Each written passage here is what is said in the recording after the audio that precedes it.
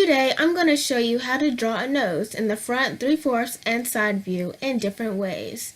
This is simple and easy tutorial, so grab your sketchbook and follow along with me and let's get started.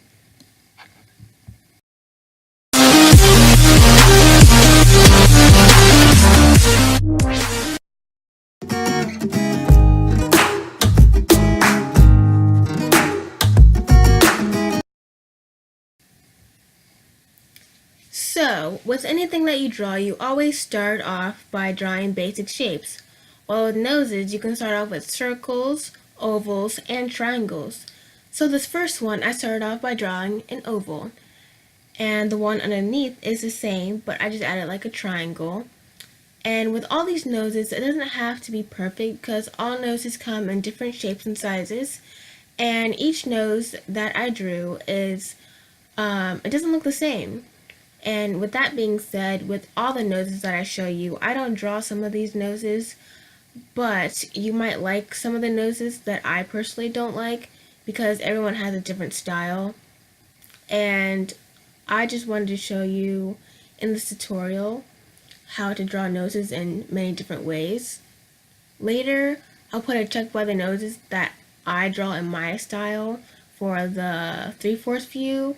This is the same as the first two basis shapes, but just at a different angle when I add the details. The side view is the easiest in my opinion because all you draw is a big circle and a little circle for the base shape.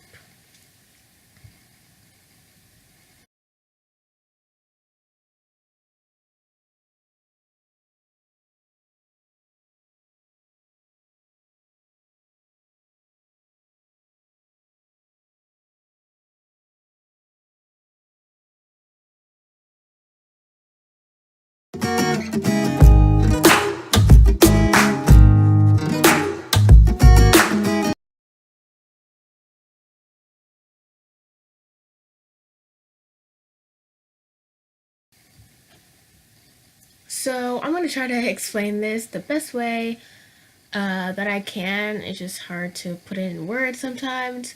So for the details, I draw these. Why is it so hard explaining words? Like, just add details to the side of the nose.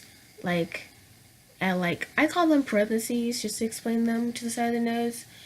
And then add the nostrils. You can color them in, or you can leave them. I prefer to color them in. And for the nostrils, they can be different shapes as well. They can be big ovals or small ovals. And just basically repeat that. For the 3/4 view and the side view, you can add a bridge to the nose. But in my style, I don't add that to the 3/4 view that often in my style. Only sometimes. I mean, it all depends. If you practice, then you will improve and your style will just come to you eventually. And yeah.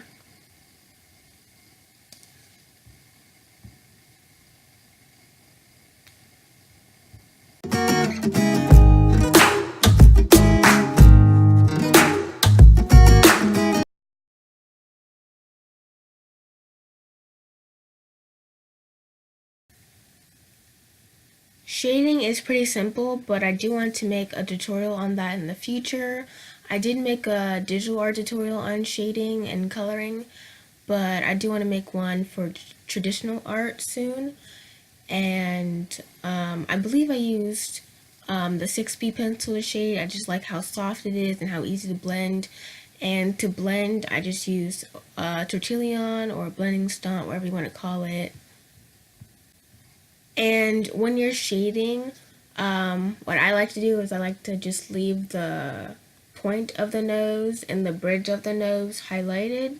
Like, don't shade it at all. And then for like the creases in the nose, like after those parentheses like lines, so hard to explain. Just shade right there, and I do like to shade under the nose sometimes. Sometimes I don't do that, but most of the time I do shade under the nose. And later I'll show you some more examples.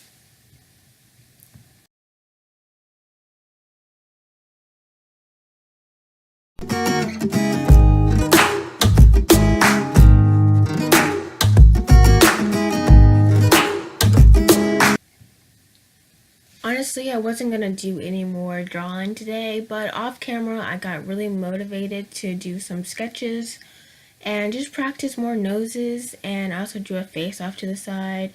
But as you can see, these noses are not all the same, and you can draw them differently, and it's perfectly fine if they don't look all the same because, like I said earlier, everyone has like a different nose shape. They could be thin, they can be thick, they can be wide, they can be narrow, they can be small, they can be big. I think I already said that.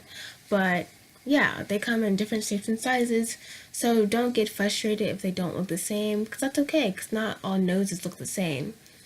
And each view that I do the noses, you can see a big difference. Like some look way better than others, and some look way different than others.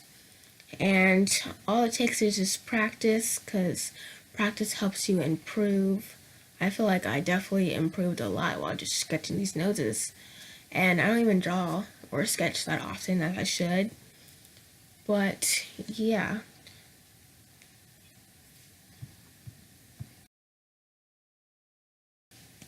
Thank you for watching this video. I hope you found it very helpful and hope it motivates you as well. And yeah, I'll see you on Saturday. Bye.